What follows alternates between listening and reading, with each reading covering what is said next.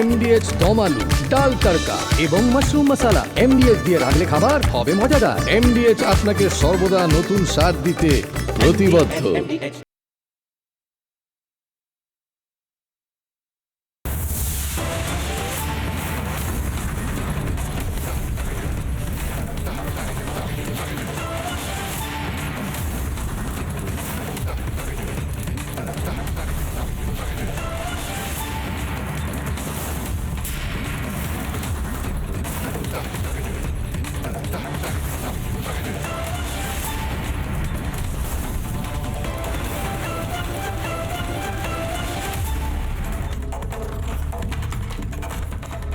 নমস্কার, আমি ময়ূক রঞ্জন ঘোষ। জবাব চায় বাংলার আরেকটা এপিসোডে আমি ময়ূক রঞ্জন ঘোষ চলে এসেছি। রাত 8টা মানে জবাব চায় বাংলা, রাত 8টা মানে বাংলা টেলিভিশনে ময়ূক রঞ্জন ঘোষ।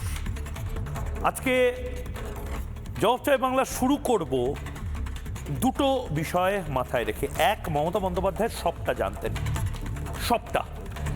আর দুই, মমতা বন্দ্যোপাধ্যায় নিজের প্রিয়জনদের, প্রিয় পাত্রদেরকে আড়াল করার জন্য কুচো চুনোপুটি এদেরকে বিসর্জন দেওয়ার চেষ্টা করছে। কত ঘন্টা হলো সেটা আপনাদের বলবো। 100 ঘন্টা তো অবশ্যই পেরিয়ে গেছে, 150 ঘন্টা, 200 ঘন্টাও হয়ে যাবে। মমতা বন্দ্যোপাধ্যায় যাবেন না, জাস্ট ইগো। তৃণমূল কংগ্রেসের এই ইগোই, এই ঔদ্ধত্য, এই অহংকারী পতনের মূল হবে। তৃণমূল কংগ্রেস বুঝে গেছে যে তারা হিন্দুদের, সনাতনীদের ভোট পাবে না। তাদেরকে তৃণমূল কংগ্রেস খুল্লা অপমান করতে ছাড়বে না।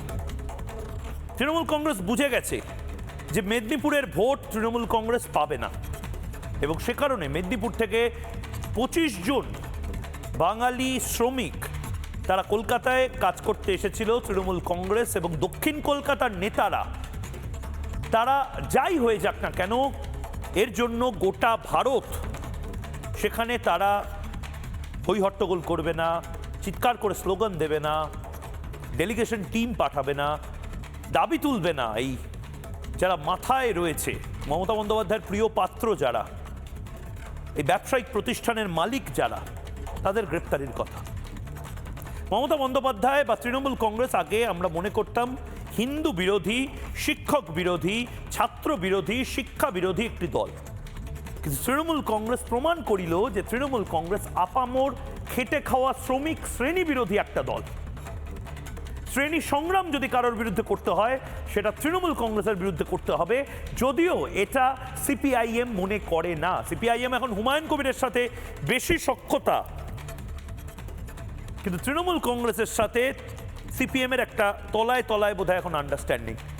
তৃণমূল কংগ্রেসকে রেখে দিতে হবে, তার জন্য যা ইচ্ছা করতে পারে সিপিআইএম, বামপন্থীরা, যারা আসলে মুখে বলে আমরা শ্রেণী সংগ্রাম করি, আমরা শ্রেণীগত চরিত্র দেখে রাজনীতিটা করি। কোথায় করছেন? গোটা বাংলা উত্তাল করছেন আপনারা। এই 25 জন বাঙালি শ্রমিক যারা ঝলসে পুড়ে মারা গেল, তাদের জন্য করছেন না। দুটো টপিক, রাত 8টা বাজে। রাত 8টায় কি দিয়ে শুরু করবো এই মুহূর্তে? 2 বছর ধরে মমতা সব জানতেন, কেন, কিভাবে, আসবো। এবং রাত 8:30টায়, রাত 8:30টায় প্রিয়জন বাঁচাতে কুচো বলি, কুচোদের বলি দিচ্ছে তৃণমূল কংগ্রেস সরকার প্রিয়জনদেরকে বাঁচাতে। কারা এই প্রিয়জন? এই অংশে যাব, কিন্তু তার আগে প্রধানমন্ত্রী নরেন্দ্র মোদী তিনিও সমবেদনা জানিয়ে টুইট করলেন। তিনিও ঘোষণা করলেন যে 2 লাখ টাকা দেওয়া হবে। তিনিও আনন্দপুর নিয়ে, এই মর্মান্তিক ঘটনা নিয়ে শোকাহত সেটা জানালেন। কিন্তু মমতা বন্দ্যোপাধ্যায় কোথায়? প্রধানমন্ত্রীও শোক জ্ঞাপন করে ফেললেন, মুখ্যমন্ত্রী এই রাজ্যে তিনি আসতে পারলেন। এই মুহূর্তে ব্রেকিং নিউজ। কখন আসবেন দিদি? প্রধানমন্ত্রী আনন্দপুর কাণ্ডে প্রধানমন্ত্রীর দপ্তর থেকে অর্থ সাহায্য ঘোষণা করে টুইট। প্রধানমন্ত্রী শোক জ্ঞাপন করেছেন এবং মৃতদের পরিজনদের 2 লক্ষ টাকা করে অর্থ সাহায্যের ঘোষণা। প্রাইম মিনিস্টার্স অফিস বা পিএমও আহতদের 50,000 টাকা করে অর্থ সাহায্য ঘোষণা করলেন নরেন্দ্র মোদী। পিএমও থেকে tweet, an ex gratia of 2 lakh rupees has been announced। নির্দিষ্টভাবে এই টুইটটি করা হয়েছে। মৃতদের পরিজনদের সমবেদনা জানিয়ে টুইট করেছে পিএমও, প্রাইম মিনিস্টার্স অফিস। প্রধানমন্ত্রী নরেন্দ্র মোদী 2 লক্ষ টাকা ঘোষণা করেছেন এবং তার পাশাপাশি সমবেদনা প্রকাশ করা হয়েছে। কিন্তু কখন আসবেন দিদি? 113 ঘন্টা অতিক্রান্ত, 113 ঘন্টা অতিক্রান্ত, মমতা বন্দ্যোপাধ্যায় এখনো এলেন না। আসলে মমতা বন্দ্যোপাধ্যায় কি গিল্ট ফিলিংয়ে ভুগছেন, লজ্জা পাচ্ছেন, অপরাধ বোধে ভুগছেন? কারণ মমতা বন্দ্যোপাধ্যায় মাননীয় মুখ্যমন্ত্রীর চেয়ারে বসে, নবান্নতে বসে প্রশাসকদের সামনে নিজে স্বীকার করেছিলেন যে জমি মাফিয়া রয়েছে। বিধাননগর মিউনিসিপ্যালিটি থেকে, কলকাতা মিউনিসিপ্যালিটি থেকে, সোনারপুর মিউনিসিপ্যালিটি থেকে বিভিন্ন জায়গায় যে এই জমি মাফিয়ারা পুকুর বুঝিয়ে বিভিন্ন বেআইনি নির্মাণ করছে, টাকা তুলছে, এই সমস্ত কিছু মমতা বন্দ্যোপাধ্যায় জানতেন। আমি বলছি না 2 বছর ধরে মমতা বন্দ্যোপাধ্যায় সবটা জানতেন। পুলিশ মন্ত্রী হিসাবে জানতেন, মুখ্যমন্ত্রী হিসাবে জানতেন, স্বাস্থ্যমন্ত্রী হিসাবে জানতেন। 2 বছর ধরে কিচ্ছুটি করলেন না। তিনি জানতেন, তিনি বলেছেন। হয় তিনি অসহায়, তার কথা পুলিশ শোনে না, তার হাতে আর পুলিশ নেই, সিস্টেম নেই, কিচ্ছু নেই, শুধুমাত্র তাকে রেখে দেওয়া হয়েছে মুখ্যমন্ত্রী হিসাবে বা একদম ফ্রন্টাল অর্গানাইজেশন হিসাবে, মুখ হিসাবে। নয়তো সব জেনে টাকা তুলতে দিলেন। 25 জন পরিযায়ী শ্রমিকের মতন এই বাঙালি শ্রমিক, তাদের ঝলসে পড়ে মরে যেতে দিলেন, পুকুর ভরাট হতে দিলেন, ওয়্যার হাউসে আগুন লাগতে দিলেন। সবটা তিনি লাগতে দিলেন কারণ তিনি কিছু করেননি এই 2 বছরে। উল্টে হয়তো প্রচুর টাকা তোলা হয়েছে, তার ভাগ তৃণমূল কংগ্রেসও পেয়েছে। বড় অভিযোগ, জুলাই মাসে 2024 সালের, আমি যদি খুব ভুল না করি, 2024 সালে মমতা বন্দ্যোপাধ্যায় সবটা জানতেন। কি জানতেন নিজে মুখে শুনুন, কি জানতেন, কি করতে পারতেন, কিভাবে বন্ধ করতে পারতেন, সবটা শুনুন। এবং এবার প্রশ্ন তুলুন, মুখ্যমন্ত্রীর বিরুদ্ধে কেন ব্যবস্থা নেওয়া হবে না? মুখ্যমন্ত্রী নিজে পুরোটা জানতেন, নিজে স্বীকার করেছিলেন, সেই বাইট রয়েছে।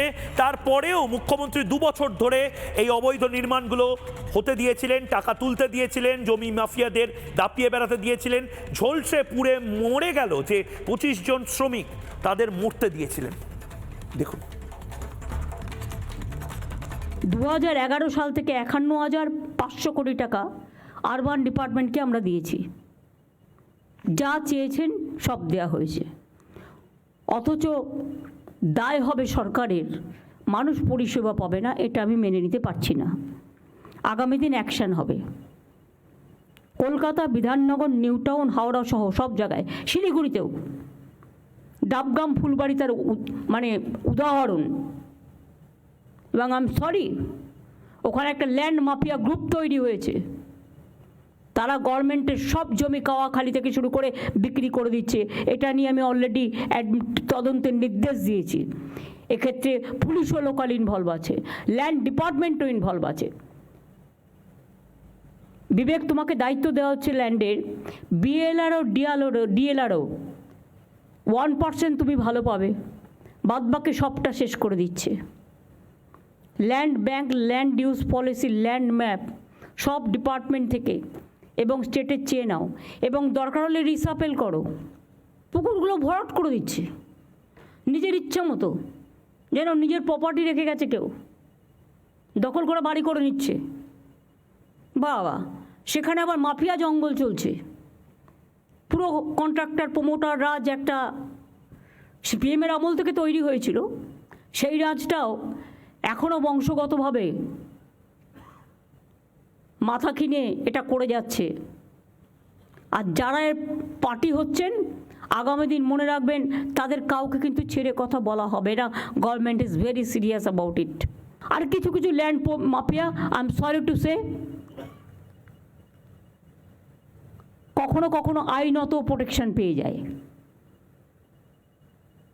ফলে উকিল দিতে আর উকিলের পেছনে খরচা করতে করতে সরকারের 12টা বেজে যায়। সরকারের জমিও নেবে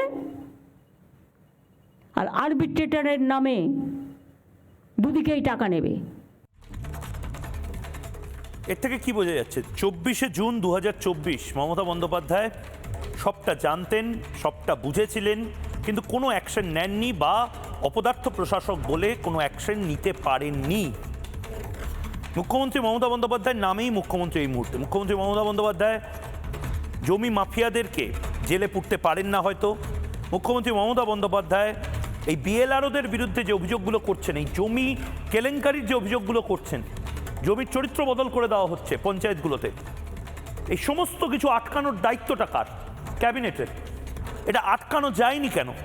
তার কারণ এই অপদার্থতার পেছনে এক এবং একমাত্র যিনি রেসপন্সিবল, তার নাম মুখ্যমন্ত্রী, পুলিশ মন্ত্রী, স্বাস্থ্যমন্ত্রী মমতা বন্দ্যোপাধ্যায়। ভেঙে ভেঙে বলতে হবে, তাও বলবো। 2024 জুন, 2 বছর ধরে মাননীয় মুখ্যমন্ত্রী পুরোটা জানার পরেও হতে দিয়েছিলেন। 24 জুন 2024 বলেছিলেন ব্যবস্থা নিচ্ছেন। আজকে 2026 সাল, 25 জন শ্রমিক মারা গেল। মুখ্যমন্ত্রী মমতা বন্দ্যোপাধ্যায় নিজে জানতেন, নিজে প্রেসের সামনে অ্যানাউন্স করেছিলেন, তারপরেও কোনো অ্যাকশন হয়নি। কি নিয়ে? প্রথমে ভেঙে ভেঙে এবার বলি, মিউনিসিপ্যালিটি নিয়ে। কোন কোন মিউনিসিপ্যালিটিতে ভয়ঙ্কর রকম জমি কেলেঙ্কারি হচ্ছে, বিরোধীরা যেটাকে জমি জিহাদ বলছে, মুখ্যমন্ত্রী সবটা জানতেন, বা হয়তো নিজেই এই পুরোটা প্রশ্রয় দিয়েছেন এবং সামনে বলেছেন যে আমরা ব্যবস্থা দেব, আদপে কোনো ব্যবস্থা নেননি। এখন এই 25 জন যারা মারা গেল তাদের খেসারত দিতে হলো শুধুমাত্র মমতা বন্দ্যোপাধ্যায় এবং তার প্রশাসনের এই দুর্নীতিকে প্রশ্রয় দেওয়ার কালচারের জন্য। দেখুন মিউনিসিপ্যালিটি নিয়ে 24 জুন 2024 কি বলেছিলেন মমতা বন্দ্যোপাধ্যায়। 2011 সাল থেকে 51,500 কোটি টাকা আরবান ডিপার্টমেন্টকে আমরা দিয়েছি। যা চেয়েছেন সব দেয়া হয়েছে, অথচ দায় হবে সরকারের, মানুষ পরিষেবা পাবে না। এটা আমি মেনে নিতে পারছি না। আগামী দিন অ্যাকশন হবে। কলকাতা, বিধাননগর, নিউ টাউন, হাওড়া সহ সব জায়গায়, শিলিগুড়িতেও, ডাবগ্রাম, ফুলবাড়ি তার মানে উদাহরণ। যারা রয়েছেন এই মুহূর্তে তাদের সাথে একবার আলাপ করে নেব এবং 1 মিনিট করে সময় দেবো প্রতিক্রিয়ার জন্য। অভ্র সেন বিজেপি মুখপাত্র রয়েছেন, আজিজুল বিশ্বাস অধ্যাপক রয়েছেন, পার্থপ্রতিম বিশ্বাস অধ্যাপক রয়েছেন, সন্ময় ব্যানার্জি ইউটিউবার, রাজনৈতিক বিশ্লেষক, এবং সোমেন্দ্র মোহন ঘোষ পরিবেশবিদ রয়েছেন। মিউনিসিপ্যালিটি নিয়ে মমতা বন্দ্যোপাধ্যায় সবটা জানতেন অভ্র। মিউনিসিপ্যালিটিগুলোতে দুর্নীতি হয়, জমি মাফিয়ারা রয়েছে, সবটা জানতেন। মানে 2 বছর ধরে, বলে না একটা ফাইল 2 বছর ধরে পড়ে রয়েছে, কোনো অ্যাকশন নেওয়া হলো না। অ্যাকশন নেওয়া হবে হবে হবে করতে করতে আনন্দপুরের মতন ঘটনা ঘটলো, বাঘাযতীনের মতন ঘটনা ঘটলো, আরও এরকম বিভিন্ন জায়গাতে ঘটনা ঘটবে, এবং এখান থেকে যে টাকা, সেই টাকার ভাগও নিশ্চয়ই বিভিন্ন ঘরে ঘরে পৌঁছাবে। কিন্তু আলটিমেটলি এটা বোঝা যাবে যে মমতা বন্দ্যোপাধ্যায় সবটা জেনে বুঝেও জাস্ট চুপ করে মানুষ মারতে বা মরতে দেখছেন। ময়ূকদা, মমতা বন্দ্যোপাধ্যায় তো আমাদের রাজ্যের মাননীয় মুখ্যমন্ত্রী, উনি সবই জানেন, উনি সব জানতা, উনি অন্তর্যামী। কিন্তু আমাদের কয়েকটা কথা বুঝতে হবে। আমাদের বুঝতে হবে যে মানুষের থেকেও মুখ্যমন্ত্রী মমতা বন্দ্যোপাধ্যায়ের কাছে মোমো বেশি প্রিয়। কারণ মোমো কোম্পানির মালিককে ধরা যাচ্ছে না, জলাজমি বুঝিয়ে কারখানা করা হয়েছে, উনি সব জানতেন কিন্তু ধরা যাচ্ছে না, কারণ মোমো বেশি প্রিয়। আর মুখ্যমন্ত্রী মমতা বন্দ্যোপাধ্যায় তো সব জানেন, সব বোঝেন। নর্থ বেঙ্গলে যখন বিপর্যয় হলো উনি ধেই ধেই করে নাচলেন। আর আজকে কলকাতার থেকে অনতি দূরে আনন্দপুরে যখন এই অবস্থা হলো একটা পঞ্চায়েত এরিয়ায়, তখন উনি কি করছেন? তখন উনি কবিতা পড়ছেন। উনি সব জানেন, সব বোঝেন, আমরা কম বুঝি, অশিক্ষিত। আর মুখ্যমন্ত্রী মমতা বন্দ্যোপাধ্যায় আগুন যে দেখতে পান না, এটা আমরা আগেও আভাস পেয়েছিলাম ময়ূকদা। আমরা কেন ওনাকে খারাপ বলছি বুঝতে পারছি না। যখন উনি আগুন ছাড়া খিচুড়ি রান্না করেছিলেন পুজোর সময়, তখনই বোঝা গেছিল উনি আগুন আছে কি নেই উনি দেখতে পান না। ঠিক তেমনিভাবে আনন্দপুরে এতগুলো মানুষের প্রাণ চলে গেল, আগুনে জ্বলে পুড়ে ছাই হয়ে গেল তাদের বাড়িগুলো। মুখ্যমন্ত্রী মমতা বন্দ্যোপাধ্যায় কিন্তু কোনো আগুন দেখতে পাননি। উনি গিয়ে জায়গায় জায়গায় সভা করছেন। উনি যাবেনই না বা কেন বলুন তো? একটা মানুষ, একজন অন্তর্যামী, একজন মুখ্যমন্ত্রী, একজন মাননীয়া, পার ডে এক দিন 11 কিলোমিটার ট্রেডমিলে হাঁটেন। ভাবতে পারছেন আপনি আমি পারবো? কিন্তু নিজের বাড়ি থেকে আনন্দপুরের এই কারখানাগুলো মাত্র 10 কিলোমিটার দূরে। মানে মুখ্যমন্ত্রী মমতা বন্দ্যোপাধ্যায়ের ওখানে পৌঁছানোর জন্য গাড়িও দরকার নেই। উনি যদি ভোরবেলা হাঁটতে শুরু করেন, উনি কয়েক ঘন্টার মধ্যে ওখানে পৌঁছে যেতে পারতেন। তাও এতদিন হয়ে গেল মুখ্যমন্ত্রী মমতা বন্দ্যোপাধ্যায় 11 কিলোমিটার ট্রেডমিলে হাঁটছেন, কিন্তু 10 কিলোমিটার দূরে এই জায়গায় কিন্তু ওনার যাওয়ার সময় হলো না, কারণ উনি সব জানেন। বেশ, আমি এর পরের ভাগে আমি যে গোটা বাইটটা শোনালাম 24 জুন 2024, মমতা বন্দ্যোপাধ্যায় ভাবুন, মানে 2 বছরও নয়, 1.5 বছর আগে সব জানতেন। সব জানতেন, তারপরেও এটা হতে দিয়েছিলেন। সব জানতেন, তারপরেও মানুষদের মরতে দিয়েছেন। সব জানতেন, তারপরেও টাকা তুলতে দিয়েছেন। মমতা বন্দ্যোপাধ্যায় জমি হাঙরদের, ভাবুন একজন মুখ্যমন্ত্রী, তিনি নিজে আইপিএস আইএস অফিসারদের সামনে 2 বছর আগে বলছেন যে আমি সব জানি, এই জায়গায় জমি মাফিয়ারা রয়েছে, তারা ইল্লিগালি কাজ করছে। আইপিএসরা কী করেছে? মন্ত্রীরা কী করেছে? আইএএসরা কী করেছে? ক্যাবিনেট সেক্রেটারিরা কী করেছে? প্রিন্সিপাল সেক্রেটারিরা কী করেছে? এখন ধরে ধরে কেন তাদেরকে ট্রান্সফার বা রেজিগনেশন দিতে বলা হবে না? এখন ধরে ধরে তাদের প্রত্যেককে কেন শোকজ বা তাদের বিরুদ্ধে ডিপার্টমেন্টাল এনকোয়ারি শুরু হবে না? তার মানে গোটাটা ক্যাবিনেট জানতো, ক্যাবিনেট করতে দেয়নি আমলাদেরকে। এই মিউনিসিপ্যালিটি নিয়ে যে অংশটা আমি বললাম, এরপরে নির্দিষ্টভাবে ল্যান্ড মাফিয়া, আমি বারবার বলছি না, এটা ময়ূখ রঞ্জন ঘোষ বলছে না, এটা রিপাবলিক বাংলা বলছে না, এটা বিজেপি বলছে না, এটা শুভেন্দু অধিকারী বলছে না, এটা মমতা বন্দ্যোপাধ্যায় 2 বছর আগে বলেছিলেন। এই আনন্দপুরের ঘটনায় আজকে যারা মিনমিনে মিডিয়ার সঙ্গে তাল মিলিয়ে বলছেন, ও বাবা এরকম দুর্ঘটনা তো হয় না, এটা হতে দেওয়া হলো, এটা একটা প্ল্যান্ড মার্ডার করা হলো, এটা তো 2 বছর আগে জানা ছিল। মমতা বন্দ্যোপাধ্যায় নিজে বলেছেন, কেন ব্যবস্থা নেওয়া গেল না? শুনুন, ল্যান্ড মাফিয়া নিয়ে ওই অংশটা, যে অংশ মমতা বন্দ্যোপাধ্যায় নিজে স্বীকার করছেন, কিন্তু কোনো ব্যবস্থা নেননি। ভাবুন কি অপদার্থ একটা প্রশাসন, কিচ্ছু করতে পারে না এরা, মানুষকে মরতে দেওয়া ছাড়া কিচ্ছু করতে পারে না এখানকার পুলিশ, এখানকার প্রশাসকরা। সিএম বলার পরেও, বা সিএম হয়তো নিজে এর সাথে যুক্ত। দেখুন, এবং আই এম সরি, ওখানে একটা ল্যান্ড মাফিয়া গ্রুপ তৈরি হয়েছে, তারা গভর্নমেন্টের সব জমি কাওয়াখালি থেকে শুরু করে বিক্রি করে দিচ্ছে। এটা নিয়ে আমি অলরেডি তদন্তের নির্দেশ দিয়েছি। এক্ষেত্রে পুলিশও লোকাল ইনভলভ আছে, ল্যান্ড ডিপার্টমেন্টও ইনভলভ আছে। বিবেক, তোমাকে দায়িত্ব দেওয়া হচ্ছে ল্যান্ডের, বিএলআরও ডিএলআরও 1% তুমি ভালো পাবে, বাদবাকি সবটা শেষ করে দিচ্ছে। Land bank, land use policy, land map সব ডিপার্টমেন্ট থেকে এবং স্টেটের চেয়ে নাও, এবং দরকার হলে রিসাপেল করো। আর কিছু কিছু land mafia, I am sorry to say, কখনো কখনো আইনত প্রোটেকশন পেয়ে যায়, ফলে উকিল দিতে আর উকিলের পেছনে খরচা করতে করতে সরকারের 12টা বেজে যায়। সরকারের জমিও নেবে, আর আরবিট্রেটরের নামে দুদিকেই টাকা নেবে। সন্ময় ব্যানার্জি, আপনি নিজেও ইউটিউবে ভিডিও বানান। 24শে জুন 2024, ভাবুন এই ভিডিও আমরা খুঁজে বের করেছি। 2 বছর আগে মমতা বন্দ্যোপাধ্যায় এত কিছু বলেছিলেন। এই বিবেক বলে একজনকে, তাকে নাকি তদন্ত করার নির্দেশও দিয়েছিলেন। আমরা এখনও জানলাম না 2 বছর পরে এই ল্যান্ড মাফিয়ারা কেন গ্রেপ্তার হলো না, কেন আনন্দপুরের মতন ঘটনা ঘটে চলেছে, কেন লাভ জিহাদের মতন ল্যান্ড জিহাদ বলে একটা শব্দ সোশ্যাল মিডিয়ায় ভাইরাল হচ্ছে, কেন পাড়ায় পাড়ায় জনবিন্যাস বদলাচ্ছে এবং কিছু মানুষ অকারণে অনেক বড় বড় সরকারি জমি, তাতে নিজেদের জায়গা জমিপত্তর করে ফেলছেন। মানে মুখ্যমন্ত্রী কি দুর্বল প্রশাসক, না মুখ্যমন্ত্রী সব জেনে ছাড় দিয়ে রেখেছিলেন 2 বছর ধরে? না, আমি একটা কথা বলবো, ময়ূক, আমি খুব পরিষ্কার বলছি, মুখ্যমন্ত্রী অভিনয়টা অনেক বড় অভিনেতার থেকে ভালো অভিনয় করেন। যখন এই ধরনের প্রশাসনিক সভায় উনি বসেন, তখন এই জাতীয় কথাবার্তা বলেন। দীঘার প্রশাসনিক সভায় সুরজিৎ কর্পূরকাস্ত, তখন রাজ্য পুলিশের ডিজি, তাকে ডেকে বলেছিলেন, এই সুরজিৎ, তোমার পুলিশ নাকি ঘুষ খায়। এই কথাটা আমার কানে বাজছে এখনো। মানে রাজ্যের পুলিশের একটা শ্রেণী, সবাই না, একটা শ্রেণীর পুলিশ ঘুষ খায়, সেটা উনি জানতেন না। উনি প্রকাশ্যে বলছেন মেসেজ দেওয়ার জন্য। আজও কি পুলিশের ঘুষ খাওয়া বন্ধ হয়েছে? আচ্ছা বলো তো, আমি একটা প্রশ্ন ময়ূক আমাকে ভাবাচ্ছি, সেটা হচ্ছে নাজিরাবাদে যেখানে ঘটনাটা ঘটেছে, সেখানকে প্রায় 90% কোনো গুদামে কোনো ফায়ার লাইসেন্স ছিল না। মিডিয়া রিপোর্ট বেরোচ্ছে, আর কি বহু মিডিয়াতে এই রিপোর্টটা বেরিয়েছে, ইনভেস্টিগেশন করে করে তারা বলছে। প্রশ্ন হচ্ছে পুলিশ কি করছিল, পুলিশের সাব ইন্সপেকশন কি করছিল, বিএলআরও দপ্তর প্রাথমিকভাবে জমি যখন ভরাট হচ্ছে তখন তাদের ভূমিকা, বিএলআরও মূল দায়িত্ব কে?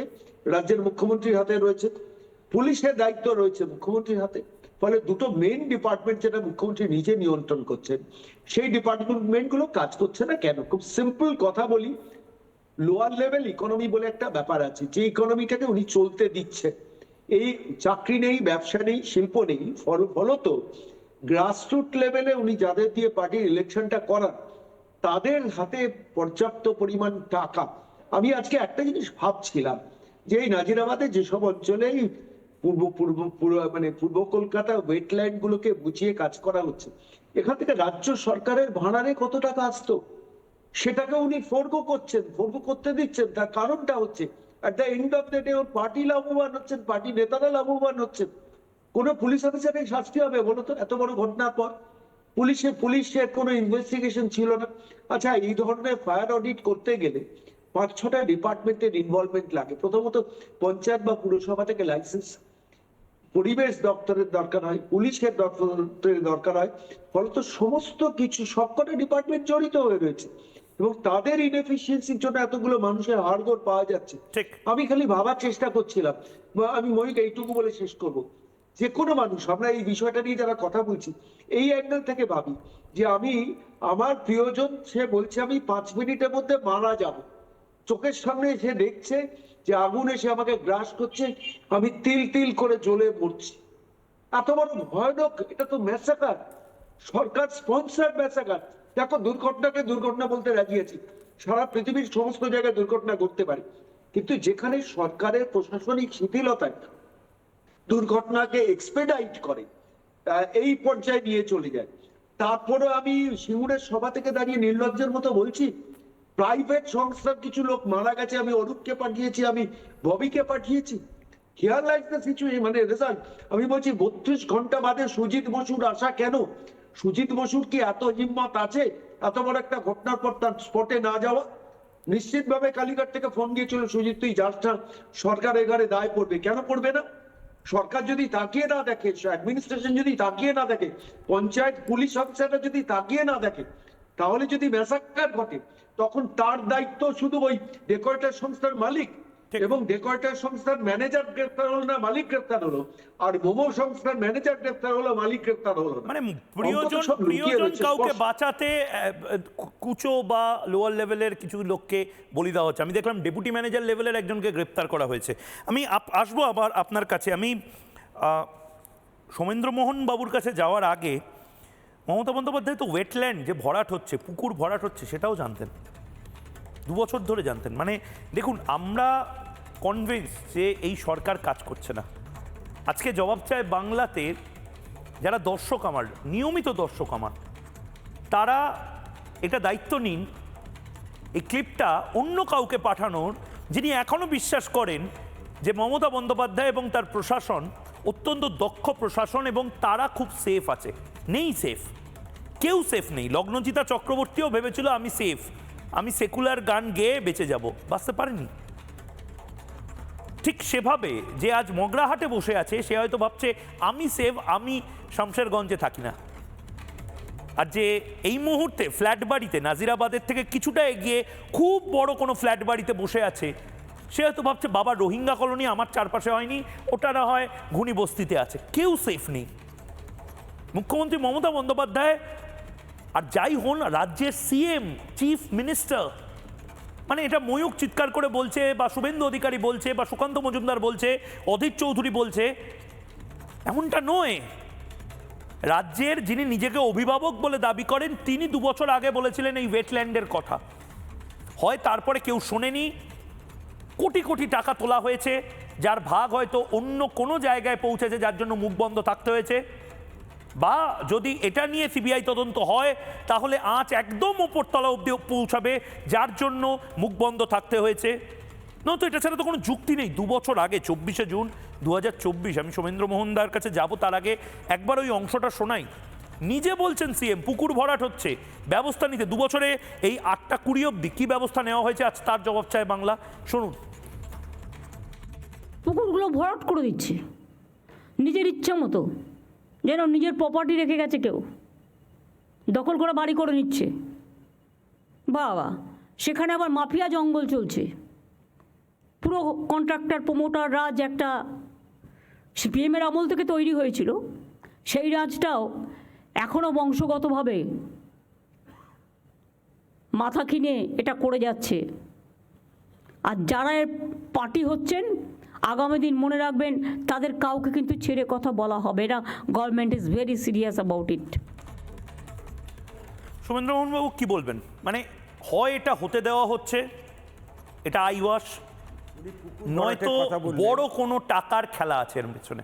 পুকুর ভরাটের কথা বললেন, পুকুর, এবং উনি বলেছিলেন তার আগে জল ধরো জল ভরো। এবার পুকুর ভরাটের ক্ষেত্রে এই পূর্ব কলকাতায় জলজমিতে 4000 পুকুর ছিল, এখন সেটা এসছে 400 পুকুরে। 4000 পুকুর ছিল 2017 সালে। 2017 সালে উনি ইস্ট কলকাতা ওয়েটল্যান্ড ম্যানেজমেন্ট অথরিটিকে রিফর্ম করলেন, তার কিছু মডিফিকেশান করলেন। আগে ছিল চিফ সেক্রেটারির আন্ডারে, এর আগের যে সরকার ছিল 2006 east Kolkata management authority formation হয়েছিল with act rules and regulation. উনি সেটাকে 13 মেম্বার্স কমিটি করলেন এবং একজন মিনিস্টারকে, যিনি পরিবেশ মন্ত্রী এখন আছেন চন্দ্রিমা ভট্টাচার্য, ওনাকে বসালেন মাথার উপর। তারপরেতে কাজ হলো কি, এই যে তোমরা বলছো ভূমি দপ্তর, এই দপ্তর, বিএলআরও, এগুলো কোনো ব্যাপার না। East Kolkata wetland management authority সেই সর্বেসর্বা, সে যা কিছু করার করবে। এবার সেখানে দেখা গেল কি, যেগুলো জলা জমি সেগুলো জলের দামে ওখানকার যে ব্রোকাররা ছিল সেটাকে অফার দিতে লাগলো পাবলিককে। যারা ভালো বুঝলো তারা চলে এলো ওখান থেকে ব্যাক করে, যারা ভাবলো যে না আমি অসৎ উপায় কিছু করব তারা কিনলো। এবার কেনার সময় কিন্তু গভর্নমেন্ট রেজিস্ট্রি ফি পেলো, রেজিস্ট্রেশন ফি পেলো। কী করে পেলো? তুমি জলজমি কিনতে পারো, তুমি সেখানে মাছ চাষ করতে পারবে অথবা তুমি ফসল ফলাতে পারবে, তুমি তার ল্যান্ড ক্যারেক্টার চেঞ্জ করতে পারবে না, বা নির্মাণ কাজ করতে পারবে না, বসত বাড়ি করতে পারবে না, বা গোডাউন করতে পারবে না। না, তাহলে এই মোমোর ফ্যাক্টরি থেকে শুরু করে এই গোডাউনটা হলো কি করে? বলছি আস্তে আস্তে, এটা অনেকটা বড় খেলা। এবার আমি মানে এটা কি টাকার খেলা আছে? টাকার তো খেলা আছে, প্রত্যেক স্তরে টাকার খেলা আছে। এবার আমি কিনলাম, কিনে আমি একজনকে বেচে দিলাম জলজমিটা, তার কাজ হলো জমিটাকে ভরাট করা। সে আবার ভরাট করার পর সে আবার একজনকে বেছে দিল, আমি ভরাট করে দিয়েছি, এবার তুমি একটা ইনফ্রাস্ট্রাকচার বানাও। ইনফ্রাস্ট্রাকচার মানে টেম্পোরারি কোনো সেট বানাও। সে টেম্পোরারি সেট বানালো। সে আবার কি করলো, আরেকজনকে বেছে দিল যে তুমি গোডাউন তৈরি করো। গোডাউন মালিক আবার কি করলো, সব কিছু ব্যবস্থা করে সে আবার একজনকে লিজে দিয়ে দিল, লং টার্ম লিজে, অনেক টাকার বিনিময়। তো এতগুলো হাত বদল হলো। এবার গোডাউনটা যে তৈরি হলো, গোডাউনে তুমি বলছো, এই সবাই বলছে যে ফায়ার অডিট হচ্ছে না। একটা জিনিস বুঝতে পারছি না সোমেন্দ্রবাবু, মানে চোখের সামনে একটা পুকুর ছিল, সেই পুকুরটা যে ভরাট হচ্ছে সেটা তো এলাকার লোক দেখতে পাচ্ছে, তা পুলিশ কমপ্লেন করবে না তারা? পুকুর না, এটা ইন্টারন্যাশনাল ট্রিটি এগ্রিমেন্ট ভারত সরকারের সাথে রামসারে হয়েছিল ইরানে। এটা হয়েছিল 2002 সালে 19শে আগস্ট। এবং এইটাকে ভারত সরকারের বেনিফিট কী ছিল, একে টেকনিক্যাল সাপোর্ট দেবে ইউনাইটেড নেশন, এবং এটাকে বাঁচিয়ে রাখতে হবে। যা পৃথিবীর যে ক্লাইমেট চেঞ্জ হচ্ছে, পৃথিবীতে যে সাইক্লোন আসছে, পৃথিবীতে যে বায়ু দূষণ বাড়ছে, সেগুলোর জন্য এটা কাজ করবে এবং জীববৈচিত্র্য থাকবে। এটাকে মুখ্যমন্ত্রীর রক্ষা করা উচিত ছিল, কিন্তু মুখ্যমন্ত্রী কী করলেন, এটাকে বাসস্থানে রূপান্তরিত করলেন। অত্যন্ত দুর্ভাগ্যজনক। মানে মুখ্যমন্ত্রী মমতা বন্দ্যোপাধ্যায় হয়তো ভাবছেন যে শর্ট টার্ম গেনের কথা, তার জন্য সমস্ত কিছু বিক্রি শেষ করছি। আমি সোমেন্দ্রনাথদা, ওই এলাকার, আপনাকেই আমি সময় দিচ্ছি এরপরে, ওই এলাকার যারা বামপন্থী নেতা কর্মী বা বিরোধী যারা, তারা বলছেন এই গোটা এলাকাটাই যে এই জলা জমি ছিল, এবং এটা আমি জানি না এটা কবে ভরাট হলো এবং এত বড় একটা হাব তৈরি হয়ে গেল। দেখুন, শিল্প হওয়া ভালো, কিন্তু একটা সময় যে দলটা কৃষি জমির ওপর কেন টাটার ফ্যাক্টরি হবে তাই নিয়ে এত আন্দোলন করেছিল, তাদের সামান্যতম কোনো কথা আমি দেখতে পাচ্ছি না। ইনফ্যাক্ট আমি কোনো মানবাধিকার কর্মীকেও দেখতে পাচ্ছি না, কোনো এনভায়রনমেন্টালিস্টকে দেখতে পাচ্ছি না। ওই কোনো কেন হোলির দিন রং খেলা হচ্ছে, দীপাবলির দিন কেন বাজি ফাটানো হচ্ছে, যে কর্মীরা হঠাৎ করে রুদালি কান্না কাটতে চলে আসেন না, তাদেরকেও দেখতে পাচ্ছি না। কেন বলুন তো? দেখুন ওখানকার আঞ্চলিক লোকেরা কি বলছে। দুপুরের যে গোডাউনটা পুড়ে গেছে, ওই গোডাউনের মালিক বা ডেকোরেটার্স সংস্থার মালিক গঙ্গাধর দাস অ্যারেস্ট হয়ে গেছে। ওই জমিগুলো কি জমি ছিল? ওই জমি সবটাই ফিচারি ছিল এক সময়। হরিহর দাস চৌধুরীর 330 বিঘে জমি ভেস্ট জমি সব। সেই জমি বামপন্থীর আমলে সব কৃষকদের মধ্যে বন্টন করা হয়।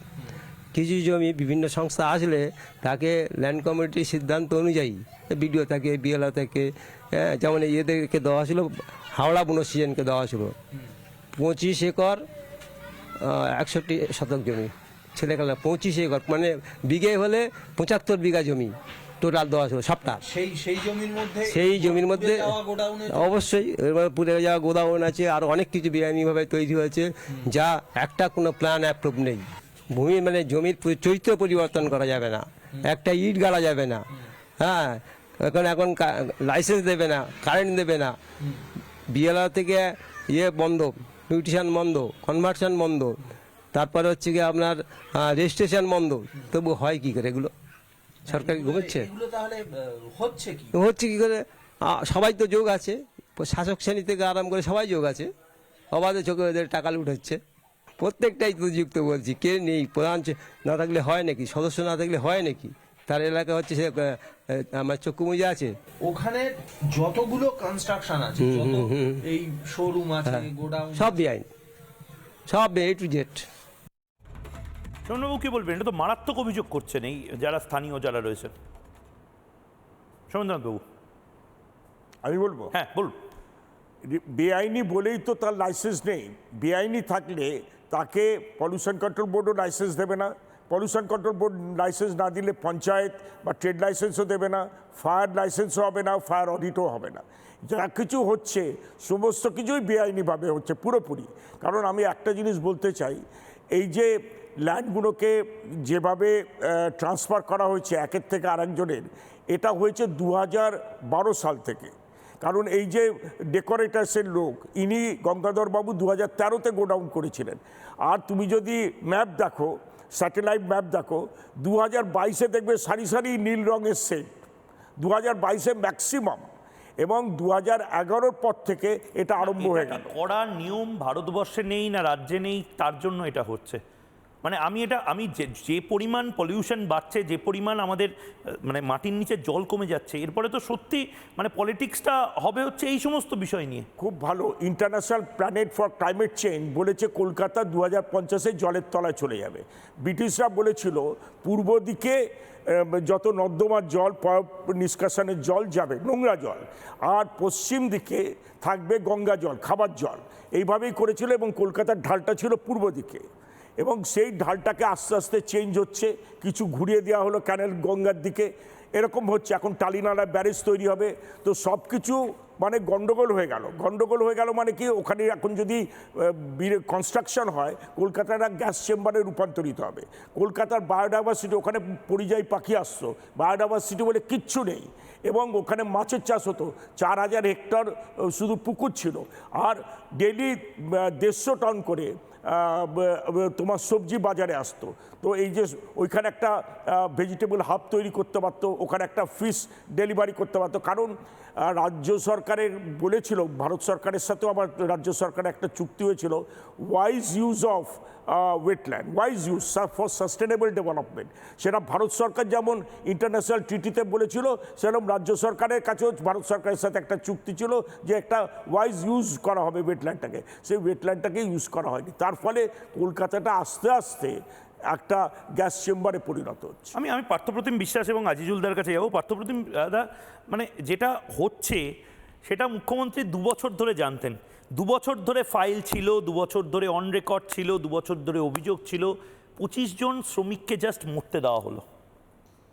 এক্স্যাক্টলি ময়ূক, আমি বলছি যে এর চেয়ে কী বলবো, যে নির্মম জিনিস যেটাকে বলা হয় যে এই যৌতুকগৃহে জীবন্ত মানুষ কিভাবে বাস করছে, এটা কলকাতার এই আগুন দেখলে এখন লোকে বুঝতে পারছে।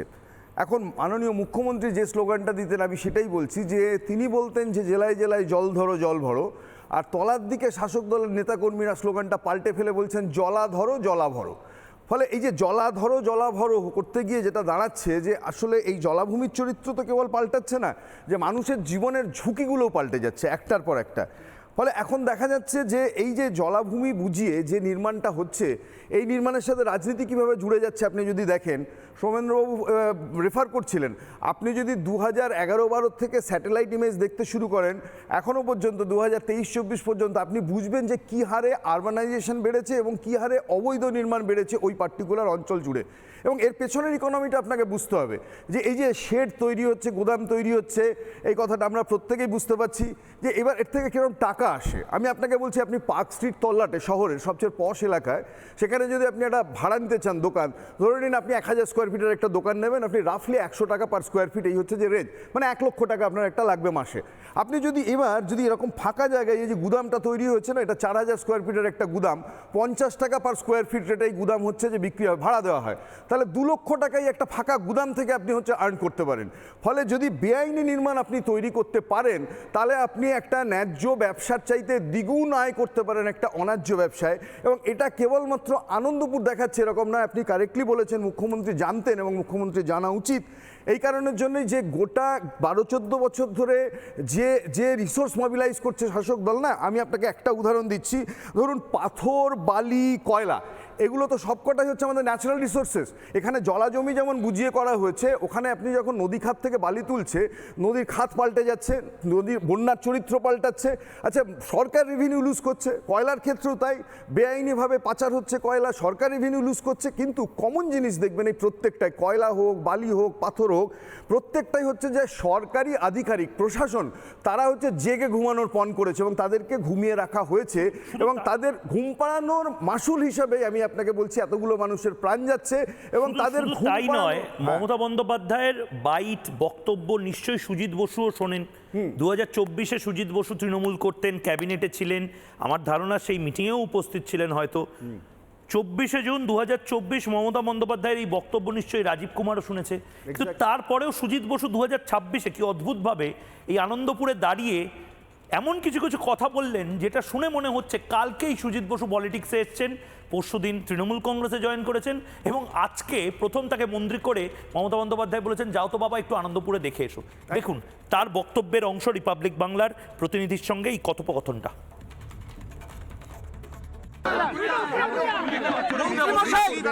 32 ঘন্টা অতিক্রান্ত, 32 ঘন্টা অতিক্রান্ত, এই সবে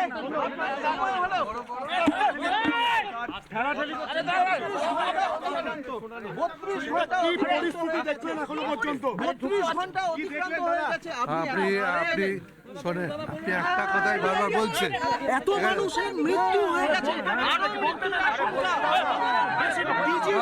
ডিজি বলছেন ফায়ার অডিট হয়নি। আপনি আগে বলবেন, আগে এরা বলবেন।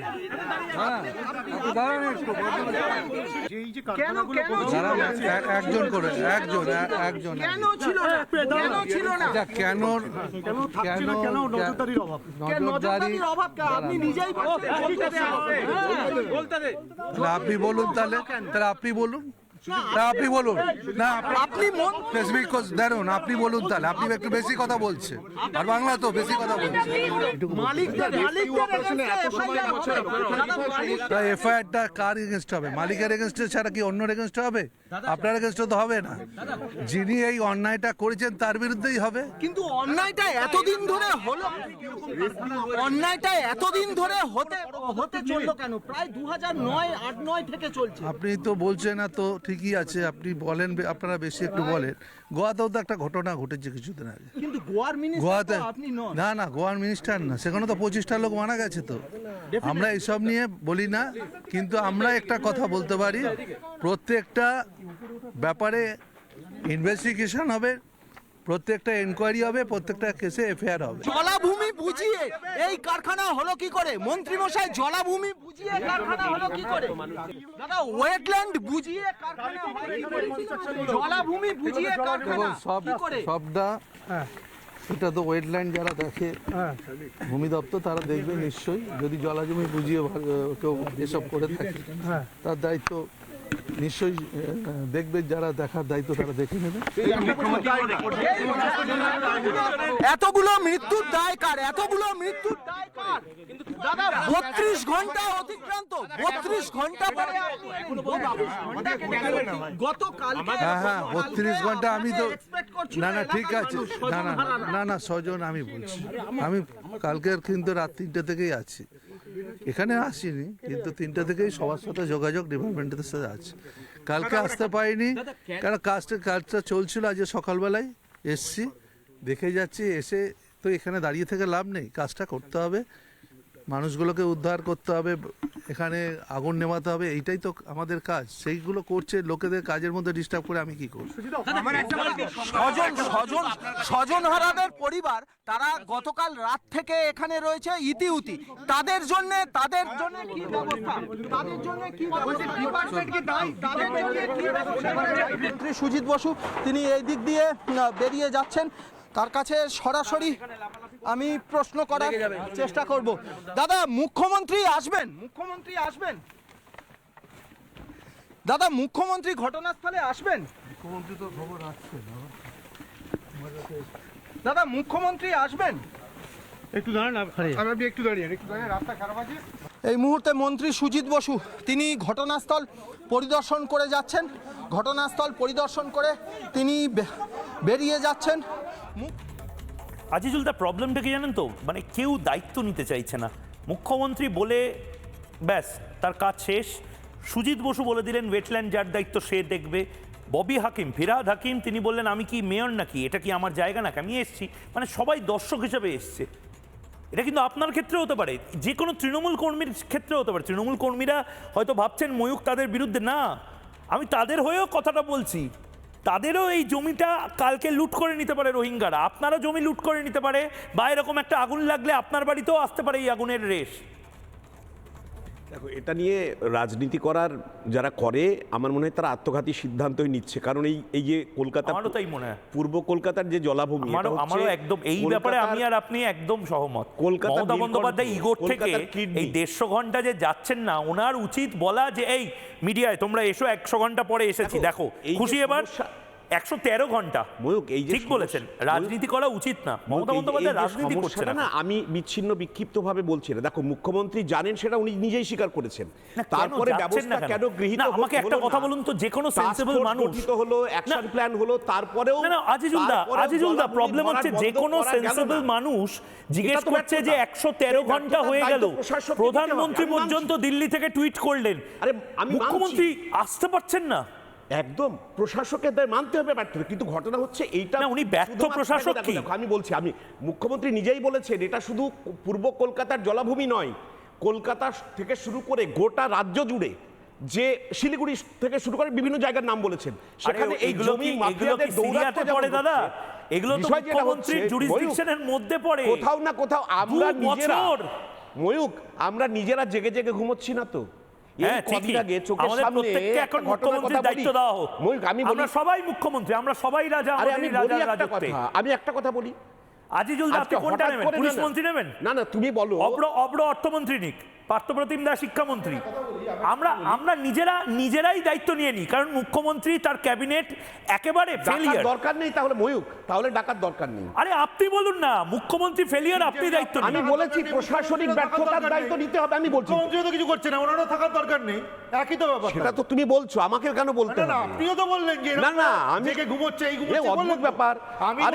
আমি বলছি, আমি একটা প্রশ্ন করছি দাদা, এই সুজিত বসু একজন মহান মিনিস্টার, যখন ঋত্বিক রোশনের মতো দেখতে মেসির একটা স্ট্যাচু বানিয়ে ফায়ার ব্রিগেডের গাড়ি করে ওটাকে জল দিয়ে ধোয়ানো হলো, তখন উনি দাঁড়িয়ে থাকতে পারলেন সেখানে। কিন্তু এখানে এত বড় ঘটনা ঘটে যাওয়ার পরে উনি নাকি ফোনে যোগাযোগ রাখছিলেন, ওনার আসার নাকি মুরাদটা হয়নি। না না, এটা আমার ব্যক্তিগতভাবে মনে হয় এটা সন্ময়দা যে কথাটা বলছে। আজিজুল দা বলে নিন।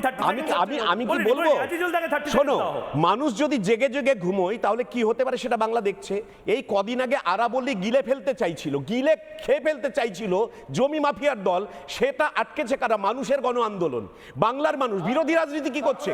যারা সাম্প্রদায়িক রাজনীতি করে বাংলা জুড়ে প্রতিদিন হিংসা ছড়ায়, প্রতিদিন সাম্প্রদায়িকতার রাজনীতি করে, মানুষের এই যে ইকোলজিকে নষ্ট করছে। নেক্সাস, পলিটিক্যাল এই যে নেক্সাসটা, জমি ভরাট, এটা শুধু পলিটিক্যাল লিডাররা নয়, আমরা জড়িয়ে আছে এবং লোকাল লিডারশিপ জড়িয়ে আছে। তারা যে নেক্সাস চালাচ্ছে, এটা আমরা চালাতে দিচ্ছি কারণ আমরা জেগে ঘুমোচ্ছি। আমাদের দায় আছে, বিরোধী দলের দায় আছে, তারা পালন। ভালো একটা পয়েন্ট, তারা পালন করছে। একদম। আরে তোমরা আমি সন্ময়দার কাছে যাবো। সন্ময়দা, এটা একটা অদ্ভুত পরিস্থিতি। এখানে সুজিত বসু দায় নেবেন না, ফিরহাদ হাকিম দায় নেবেন না, মমতা ব্যানার্জি দায় নেবেন না, কেউ দায় নেবেন না। ফিরহাদ হাকিম তো আমাদের প্রতিনিধিকে বলেই দিলেন, বাবু আমি তোমায় কৈফিয়ত দেবো। একবার শুনে তারপর আপনার প্রতিক্রিয়া নিই। দাদা এখনো পর্যন্ত 11 জনের খোঁজ পাওয়া যায়নি। হ্যাঁ, এগুলোকে কাউন্টার এগুলোকে এনকোয়ারি করতে হবে। তারপর এখানে যা অবস্থা আছে এগুলোকে পাঠানো হচ্ছে ফরেন্সিকে। এদের ফরেন্সিক টেস্ট, ডিএনএ টেস্ট না করা পর্যন্ত, কোর্টের অর্ডার না আসা পর্যন্ত এটা আমরা করা যায় না। সেটা পুলিশ ব্যবস্থা করছে এবং আপনাদের একটাই নিয়ে অ্যাসিওর করছি, ল ইজ ফর এভরিওয়ান, আর আইনের পথে চলবে। কিন্তু স্যার আপনার আসতে এত সময় কেন লাগলো? আমরা দেখলাম যে 2 দিন ধরে আগুন জ্বললো। এর আগে অনেকে এসছে। এটা আমার পুরো মিনিস্ট্রিতে প্রথম দিন অরূপ বিশ্বাস এসছে, তারপর সুজিত বোস। এটা মেয়র এলাকা না, আপনাদের এইটাই সমস্যা। আর প্লাস যে জানেনই না যে কোনটা এলাকা কার। এখানে আপনি তো পুরো এবং নগর উন্নয়ন মন্ত্রী। এটা পুরো এলাকাও না, এটা পৌর এলাকাও না, ক্যালকাটা কর্পোরেশনও না, কিন্তু মমতা ব্যানার্জি আমায় পাঠিয়েছেন, আমি এসেছি। কিন্তু মমতা বন্দ্যোপাধ্যায় তো অন্য অনেক জায়গায় ছুটে যান, সেক্ষেত্রে এখানে এতগুলো মানুষ তিনি মারা গেলেন, 8 জন মানুষ মারা গেলেন, 11 জন নিখোঁজ, এখনো পর্যন্ত তিনি আসার সময় পেলেন না। আপনার এডিটারও আসেনি তো, আপনাকে পাঠিয়েছে কেন? জুনিয়র লোককে এডিটার এলো না, ছাড়ুন। এখনো পর্যন্ত 11 জনের যে খোঁজ পাওয়া গেল না, সে অসহায় মানুষগুলো দায়টা তাহলে কে নেবে? সে 11 জন দায়টা কে নেবে তাহলে? সন্ময়দা কি বলবেন? দেখো মৌক, আমার পরিষ্কার বলছি, আমার এইখানে আজিজুল্লাহ কথা শুনতে শুনতে বেশ মনে হচ্ছিল খুব ইন্টারেস্টিং একটা পয়েন্ট তুললেন, সাম্প্রদায়িকতা রাজনীতিতে ঢুকে গেলেন তিনি। আমার তোলার ইচ্ছে ছিল না। আমার খুব সিম্পল একটা প্রশ্ন, রিপাবলিকের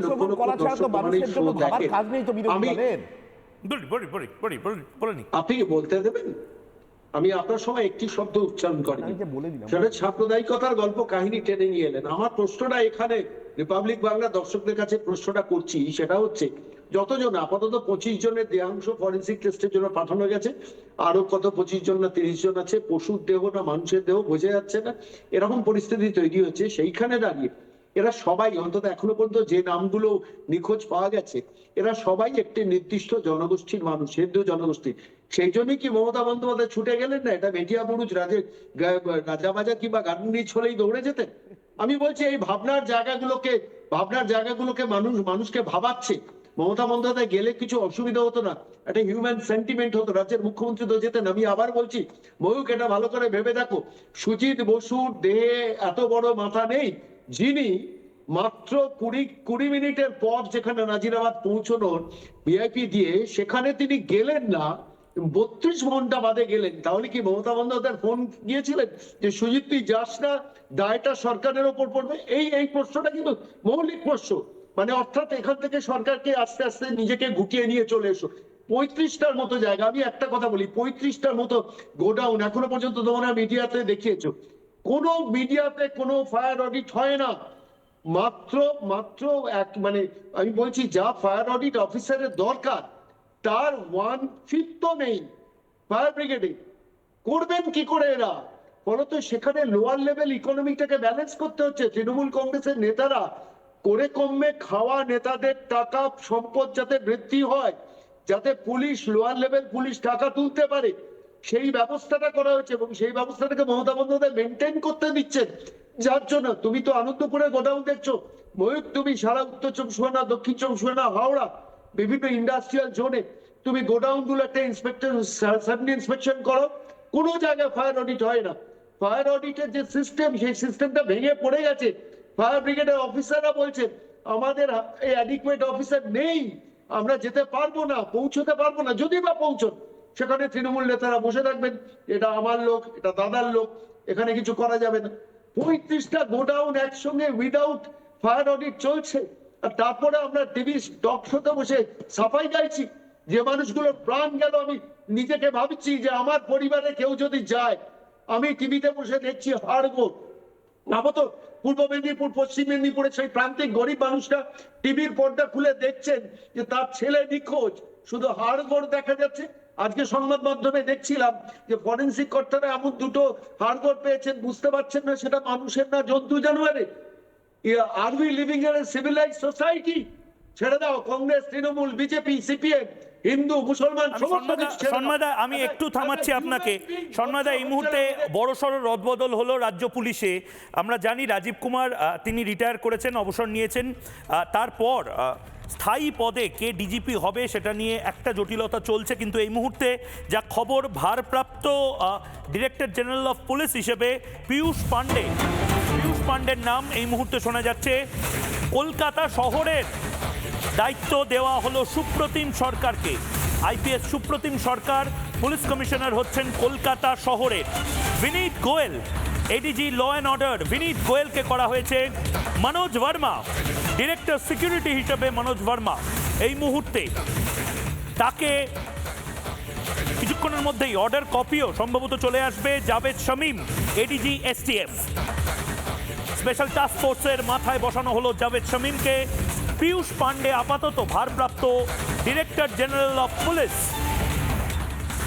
স্থায়ী ডিরেক্টর জেনারেল অফ পুলিশকে সেদিকে আমাদের নজর থাকবে, কিন্তু সুপ্রতিম সরকারকে, কলকাতার মতন অত্যন্ত গুরুত্বপূর্ণ শহরের কমিশনার হিসেবে সুপ্রতিম সরকারকে কমিশনার করা হলো। Vineet Goyal, ADG law and order, Manoj Verma, director security, Javed Shamim, ADG STF. কোনো পরিবর্তন হলে, এই সূচিতে কোনো পরিবর্তন হলে আমরা সেটাও আপডেট করতে থাকবো। অর্ডার কপি থাকলে হাতে এলে আমরা সেটাও আপনাদের আপডেট করব, কিন্তু এই মুহূর্তে সূত্রে যা খবর, পীযূষ পাণ্ডে ডিজিপি, সুপ্রতিম সরকার কলকাতা পুলিশের CP, Vineet Goyal ADG law and order, Manoj Verma director security, Javed Shamim ADG STF. ভোটের আগে এই আইপিএস অফিসারদের ওপর পুরো দায়িত্ব ন্যস্ত হবে, কিন্তু রাজীব কুমার তার অবসরের সময় শেষ বক্তব্যে একটা কথা বলেছিলেন, খুব ভাইরাল হয়েছিল, পুলিশকে সৎ থাকতে হবে। বাংলার পুলিশ মমতা বন্দ্যোপাধ্যায়ের আন্ডারে কতটা সৎ থাকতে পারছে এটা নিয়ে সমালোচনা আছে, কিন্তু একটা সময় এই পুলিশকে স্কটল্যান্ড ইয়ার্ডের সাথে তুলনা করা হতো। এশিয়ার প্রাচীনতম পুলিশের একটা পুলিশ আজ সত্যি অধঃপতন হচ্ছে না তো? এই প্রশ্নটা থাকলো। অনেক আশায় বুক বাঁধলাম যে এই আইপিএসরা অন্তত অভয়া মামলার মতন কোনো জটিলতা তৈরি করবেন না, অকারণে বিরোধীদের বা সাংবাদিকদের মিথ্যে মামলা দেবেন না, বা দলদাসে পরিণত হবেন না। অনেক শুভেচ্ছা যারা নতুন পজিশন, নতুন দায়িত্ব পেলেন। একটা ছোট্ট বিরতির পর ফিরে আসছে ময়ূক, সঙ্গে থাকুন। চায়ের আসল স্বাদ শুধু এমডিএচটি প্লাস থেকেই আসবে। মাথায় দেখো লবঙ্গ, এলাচ দিয়ে ভরপুর MDH টি প্লাস মশলা। এমডিএচ